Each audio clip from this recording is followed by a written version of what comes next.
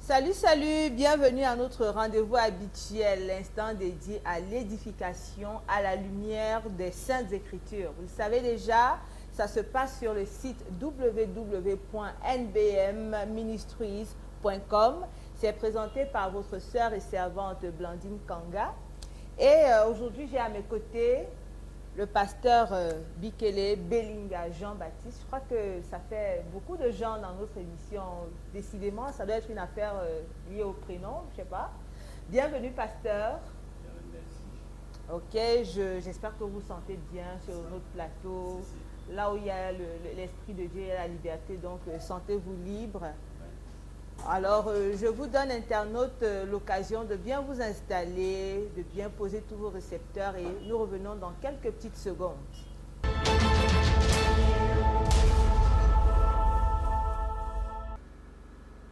Alors, pasteur Jean-Baptiste, déjà, je vous remercie de votre disponibilité. Merci. Je vous conseille vivement de vous sentir libre sur notre plateau parce que là, il y a l'Esprit de Dieu, il y a la liberté. Donc, je suppose que vous êtes aussi un habitué de la parole de Dieu, donc il n'y a rien d'étrange ici.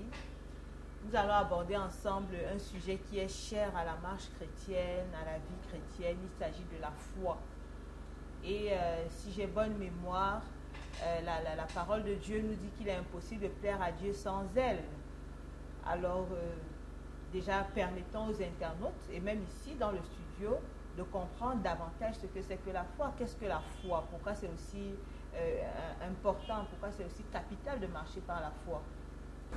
Oui, d'entrée de jeu, la foi est l'expression pratique de la confiance qu'on a en Dieu et en sa parole. Donc, ce n'est que par la foi qu'on peut être agréable à Dieu, tel que vous l'avez si bien dit. Et tel que nous lisons dans Hébreux, le chapitre 11, à partir du premier verset, dit que « Or, la foi est une ferme assurance des choses qu'on espère et une démonstration de celles qu'on ne voit pas. » À cela, je vais vous prendre un exemple pratique. Ce frère qu'on a annoncé l'évangile, il a cru à ce message. Pour maintenant démontrer l'acte de foi, c'est lorsqu'il va se faire immerger dans les eaux de baptême. C'est ça qui prouve que ce frère a réellement de la foi. Donc, en quelque sorte, la foi, c'est comme une monnaie d'échange avec Dieu. Effectivement.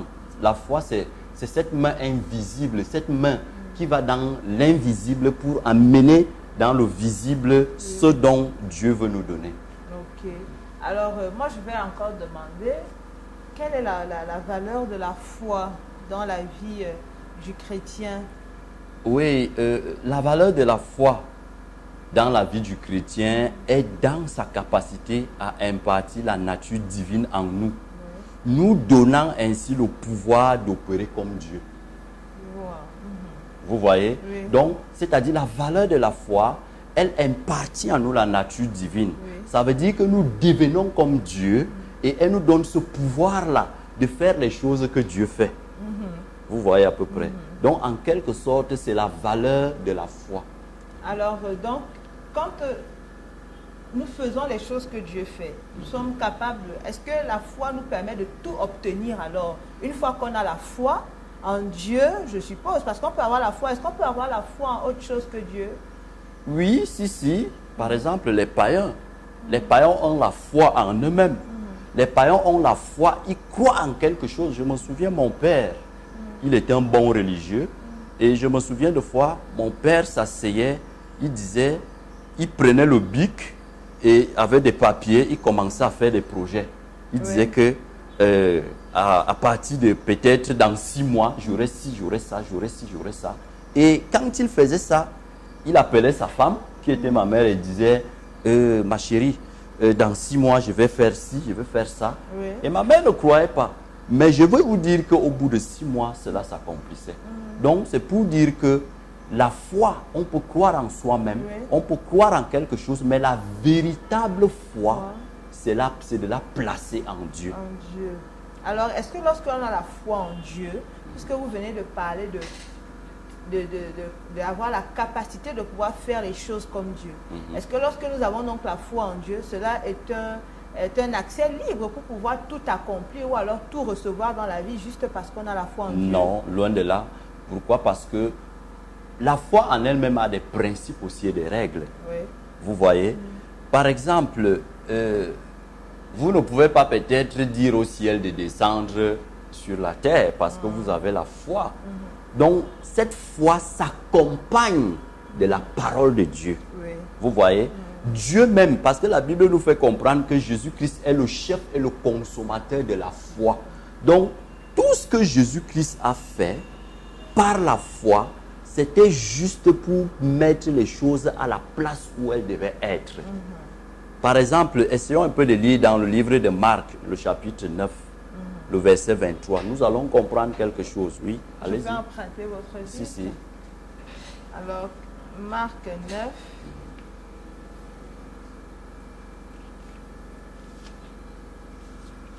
Marc 9, le verset 23, c'est Oui, ça? Si. Ok. Alors, il est dit, selon la parole de Dieu, Jésus lui dit, si tu peux, tout est possible à celui qui croit. Voilà. Tout est possible à celui qui croit. Ça veut dire que ce monsieur qui est venu à Jésus parce que son enfant il délirait, il tombait en transe et autres. Quand il est arrivé à Jésus, Jésus voyant l'enfant, il a dit que Seigneur, si tu peux, Jésus lui dit que tout est possible à celui qui croit. Donc ça veut dire que dans ce contexte-là, cet homme avait ce souci que son enfant doit guérir. Et si vous lisez par la suite, il dit à Jésus que viens au secours de mon incrédulité. Donc c'est-à-dire le fait qu'il a compris que si ce n'est que par lui, il ne peut rien. Donc il a demandé la grâce de Dieu pour qu'il lui donne la foi. Et lorsqu'il a eu cette foi, le Seigneur Jésus a commandé au mauvais esprit et le mauvais esprit est sorti. Et ça me pose maintenant à vous demander, est-ce que donc la foi, ce n'est pas quelque chose qui s'obtient de manière naturelle? Comment on l'obtient? Comment on la développe? Là, vous venez de parler de quelqu'un qui a demandé à Jésus de venir au secours de son incrédulité. Est-ce que à chaque fois, c'est Dieu qui nous donne une mesure particulière de foi? Ça veut dire que quand vous n'avez pas la foi, c'est que c'est Dieu qui vous a refusé la foi ou quoi? Pour avoir accès à la foi, n'est-ce pas, la foi ne vient que de ce qu'on entend. Oui. Et ce qu'on entend vient de la parole de Dieu. Donc, votre foi ne va que naître lorsque vous écoutez la parole de Dieu. C'est ça qui suscite en vous cette foi. Je vais vous prendre un exemple. Si nous sommes dans cette salle et qu'il n'y a pas le courant, n'est-ce pas? L'énergie est partie. Subitement, quelqu'un vient et il vous dit, Blandine, Blandine, il y a le courant. Qu'est-ce que vous allez faire? Je vais certainement vérifier. Voilà. La première des choses que vous allez faire, parce que la personne vous a annoncé quelque chose, vous allez vous lever et vous allez appuyer sur l'interrupteur. Oui. Et automatiquement, il y aura de l'énergie. Oui. Il y aura le courant. Donc, en quelque chose, pour avoir accès à la foi, il est indispensable qu'on écoute d'abord la parole.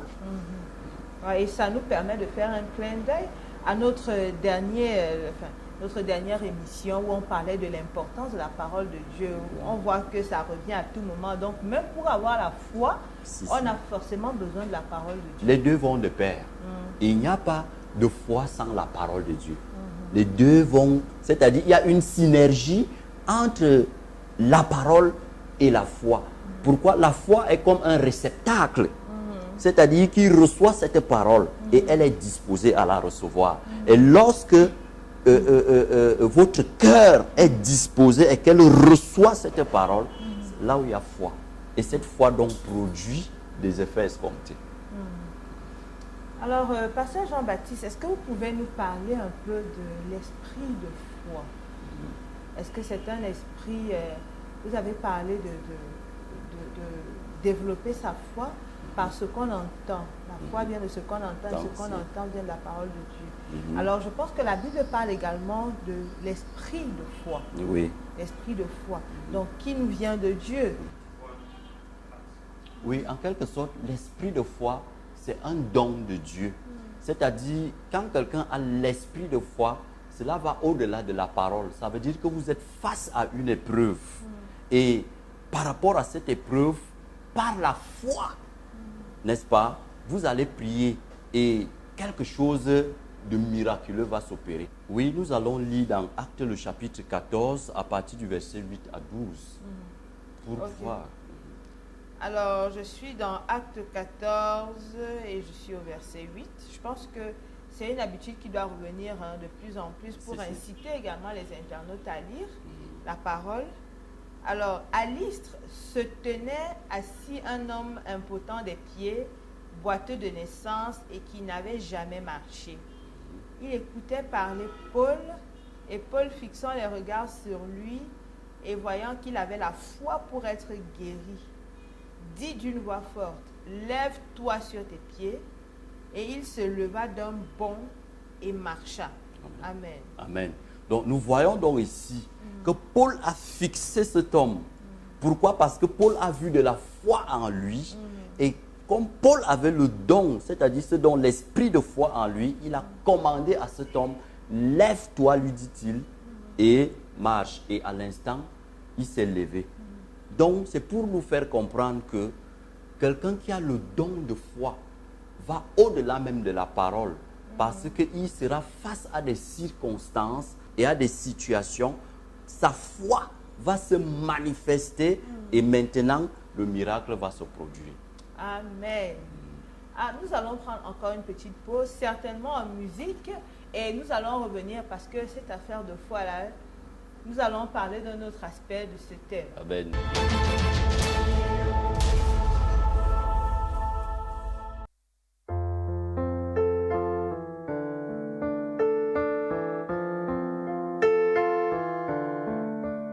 J'ai appris qu'il y a une ombre secrète que David joua pour plaire à Dieu. Je sais pas si tu t'intéresses à ça. La mélodie, elle va ainsi, le crescendo et l'harmonie. Avec mon âme, je chante Alléluia. Alléluia. Alléluia. Alléluia. Alléluia.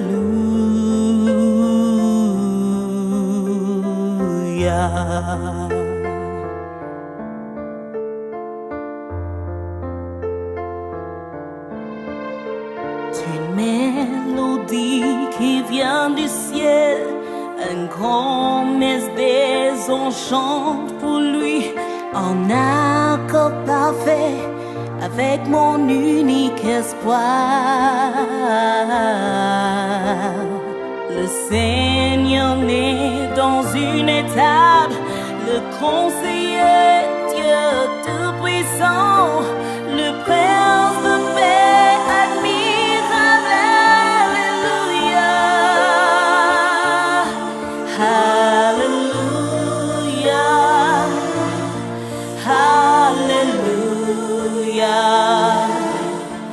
Alléluia.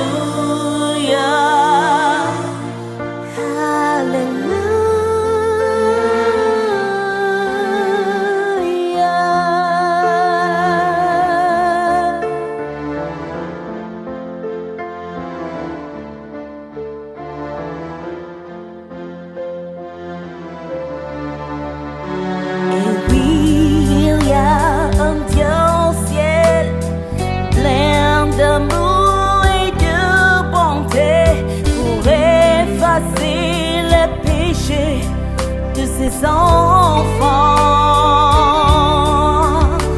tes pleurs de nuit viennent tard le feu. L'humanité voit cette lumière. Christ brise les ténèbres. Alléluia.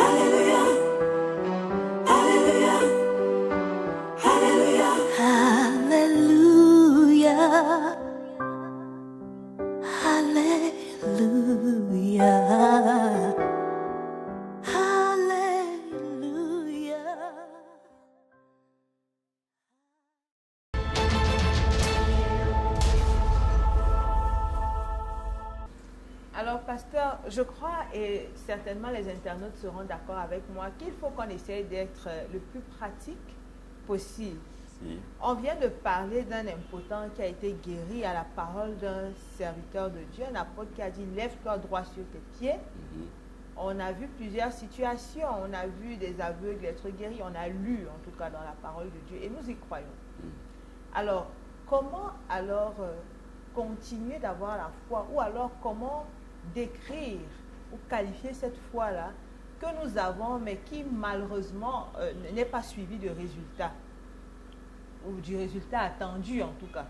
Il y a une chose, il faut que notre foi à un moment donné soit éprouvée. Vous voyez, si votre foi n'est pas éprouvée, vous ne pouvez pas faire des exploits avec Dieu. Il y a à des moments donnés où des hommes de Dieu ont prié dans certaines situations, ils avaient foi, mais Dieu n'a pas exaucé. Donc, Dieu, de fois, à un moment donné, veut nous éprouver. Et si nous lisons bien, je crois bien, c'est dans le livre c'est dans 1 Pierre, le chapitre 1er, le verset 7. Ok, donc 1 Pierre, chapitre 1, et nous sommes au verset 7. C'est là ce qui fait votre joie, quoique maintenant, puisqu'il le faut, vous soyez attristés pour un peu de temps par diverses épreuves, afin que l'épreuve de votre foi, plus précieuse que l'or périssable, qui cependant est éprouvé par le feu, ait pour résultat la louange, la gloire et l'honneur lorsque Jésus apparaîtra. Amen. Amen. Non, nous comprenons ici que si notre foi n'est pas éprouvée, n'est-ce pas, nous ne serons pas tels que Dieu veut de nous. Parce que tel qu'il dit ici, il dit que afin que l'épreuve de votre foi, plus précieuse que l'or périssable, qui cependant est éprouvé par le feu. Donc, vous serez face à des situations, des prières qui ne sont pas exaucées. Vous allez prier et Dieu ne va rien faire. Tout ça, c'est que Dieu est en train de vous façonner. Donc, on n'a pas droit à nous décourager, on n'a pas droit à douter. C'est une épreuve auquel le Seigneur nous façonne. Et à la suite, il dit une chose, il dit que est éprouvé par le feu, est pour résultat la louange, la gloire et l'honneur lorsque Jésus-Christ apparaîtra. Donc, dans chaque épreuve, derrière chaque épreuve, il y a une bénédiction. Donc, Dieu ne fait rien au hasard. Nous pouvons avoir une très grande foi, nous pouvons faire des grands miracles, mais nous devons aussi comprendre qu'au travers de ces épreuves-là, Dieu est en train de travailler dans nos propres vies. Amen. Pour sa gloire. Mais pasteur, vous savez,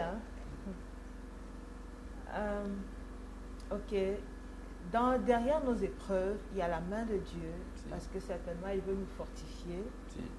Et lorsque Jésus paraîtra, que l'épreuve de cette foi produise la louange, comme nous venons de dire, la gloire et tout. Mais comment maintenant faire la différence lorsque nous passons par une situation entre, je vais dire, un assaut de l'ennemi et savoir qu'ici, il faut combattre, si je puis le dire ainsi, et savoir que de l'autre côté, c'est plutôt une épreuve qui nous vient de Dieu. La seule chose d'abord, c'est identifier. Il faut identifier l'adversité, l'épreuve à laquelle, parce que c'est Dieu éprouve ses enfants, mais c'est le diable qui tente. Oui. Mais lorsque nous avons déjà discerné que ici, c'est une tentation qui vient du diable, nous devons donc revêtir le bouclier de la foi. Et c'est par rapport à cette foi que nous allons résister au diable. Parce que si nous n'avons pas la foi à cet instant-là, nous ne pouvons pas résister au diable. Mais si c'est une épreuve qui vient de Dieu, la seule chose c'est quoi? C'est de rendre grâce à Dieu. Nous devons rendre grâce. La Bible dit quoi? Rendez grâce à Dieu en toutes choses, car c'est la volonté de Dieu à votre égard. Donc, si c'est une épreuve, rendons grâce à Dieu et encore plus. La Bible nous fait comprendre qu'il faut que la patience accomplisse parfaitement son œuvre. Donc, Dieu a fait quelque chose dans nos vies et c'est pourquoi il met des épreuves devant nous. Mais si c'est une tentation qui vient du diable, nous devons nous revêtir donc du bouclier de la foi et nous aurons la victoire. Parce que c'est la même parole qui dit dans 1 Jean le chapitre 5, à partir du verset 4 à 5, que tous ceux qui sont nés de Dieu triomphent du monde et la victoire qui triomphe du monde, c'est notre foi en Jésus-Christ. Ok. Amen. À l'écoute de votre propos, je comprends que la persévérance, c'est un outil indissociable de la foi. Si, si. Il faut persévérer, il faut croire et croire en la parole de Dieu, pas simplement croire. J'essaie de faire un résumé. Il faut se rassurer que ce pourquoi nous croyons en Dieu, nous croyons Dieu aussi, est le produit de sa volonté. Sinon, notre foi est vaine. Si, si. Ok?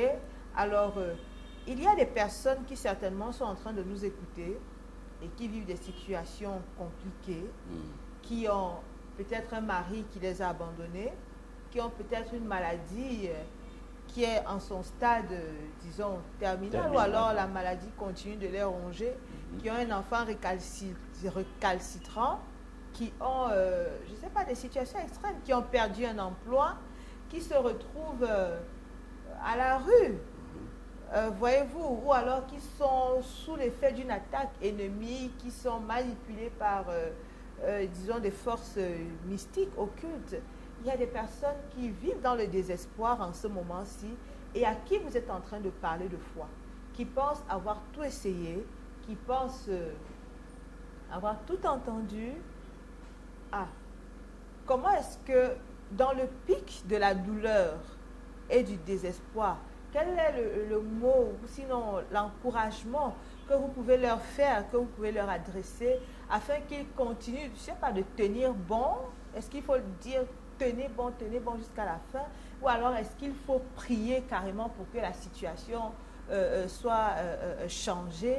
Quel est votre message à l'endroit de ces personnes qui vivent vraiment dans le pic de la douleur maintenant dans leur vie? Oui, le message que je peux transmettre à ces personnes, c'est un message d'encouragement. C'est un message de persévérance. C'est la même parole de Dieu qui dit que celui qui persévérera jusqu'à la fin sera sauvé. S'il te plaît, j'aime quand on entre dans les Écritures. Ouvrons un peu la Bible dans Romains le chapitre 5, à partir du premier verset. Romains 5. Oui. Ok, à partir du premier verset. Oui. Allez-y. Étant donc justifiés par la foi, nous avons la paix avec Dieu par notre Seigneur Jésus-Christ, à qui nous devons d'avoir eu par la foi accès à cette grâce dans laquelle nous demeurons fermes et nous nous glorifions dans l'espérance de la gloire de Dieu. Bien plus, nous nous glorifions même des afflictions, sachant que l'affliction produit la persévérance. Oui. La persévérance, la victoire dans l'épreuve, et cette victoire, l'espérance. Or, l'espérance ne trompe point, parce que l'amour de Dieu est répandu dans nos cœurs par le Saint-Esprit qui nous a été donné. Amen. Amen. Nous pouvons nous arrêter là. Lorsque nous sommes justifiés, lorsque nous sommes dans des situations de précarité, lorsque nous sommes dans la détresse, nous sommes oppressés par les forces spirituelles des ténèbres. L'une des choses que nous devons comprendre, c'est que nous avons la paix avec Dieu. Et cela revient au passage de Philippiens qui nous dit que ne vous souciez de rien, mais en toute chose, faites connaître à Dieu. Faites connaître à Dieu par des prières, des supplications, des actions de grâce.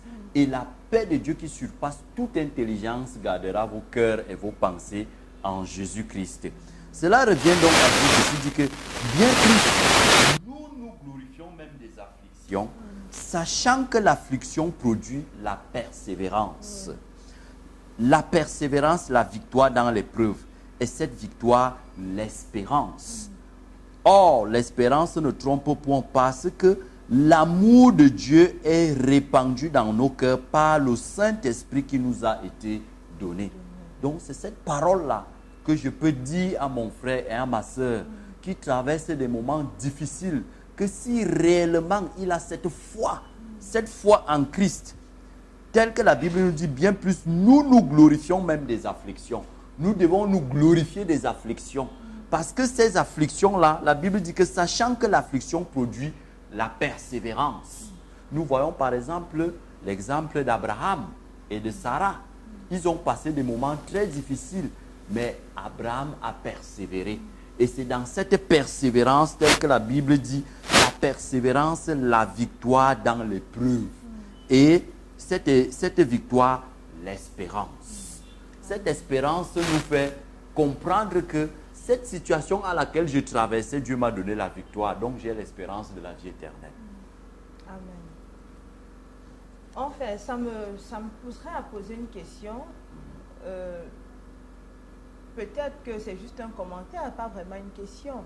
Et pour profiter pour m'adresser à nos différents internautes et tout, qui sont certainement, qui ont besoin, notre émission vise l'édification, la fortification durant notre marche chrétienne. Le christianisme n'est pas un distributeur de solutions instantanées. Si, si. Voilà, c'est un contrat d'adhésion en réalité et nous devons le savoir dès le départ. On n'a pas besoin de trop embellir la chose.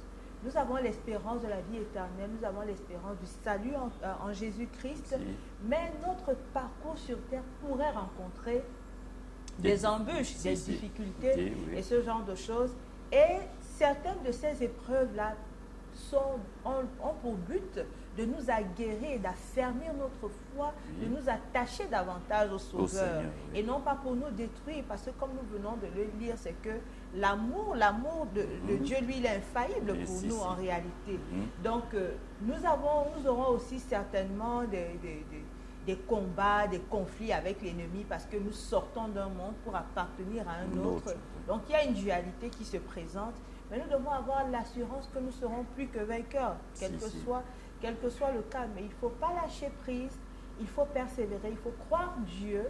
Et jusqu'à voir l'accomplissement, il faut savoir qu'il a déjà vaincu le malin. Si, si. Il a déjà vaincu le malin. Donc, ne nous laissons pas emporter et ne nous focalisons pas sur la mouvance du système, la mouvance du monde.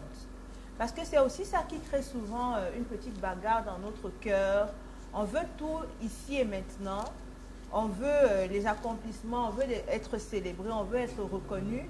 Et quand on observe une forme de ralentissement, on a l'impression que ça ne marche pas. Mais il faut être fort, il faut être préparé à ça. Et la Bible nous recommande de persévérer jusqu'à la fin, toujours. Oui, je voulais ajouter une chose, sœur Blandine. C'est dans le livre de Hébreux, le chapitre 11, le verset 13, qui dit « C'est dans la foi qu'ils sont tous morts sans avoir obtenu les choses promises, mais ils les ont vues et saluées de loin, reconnaissant qu'ils étaient étrangers et voyageurs sur la terre. » Cela doit attirer notre attention, nous, les chrétiens de ce siècle, que toutes les choses de cette terre sont éphémères et vanité, et que le meilleur est à venir. Nous voyons que les chrétiens de ce temps, ils ont vu, mais ils les ont salués de loin, sachant qu'ils avaient quelque chose de meilleur. Donc pour nous également, nous devons nous armer de cette pensée et comprendre que le meilleur est à venir pour nous. Alors, c'est sur ces mots-là que nous allons terminer. Restez scotchés, le site il est pour vous, le site il est pour nous, ça nous aide dans notre édification, dans notre marche chrétienne, c'est notre compagnon de tous les jours. www.nbmministries.com, c'est l'émission Libérée et aujourd'hui nous avons parlé de la foi. J'espère avoir été une bénédiction pour vous ainsi que le bien-aimé pasteur Bikele Jean-Baptiste et à plus tard. Shalom.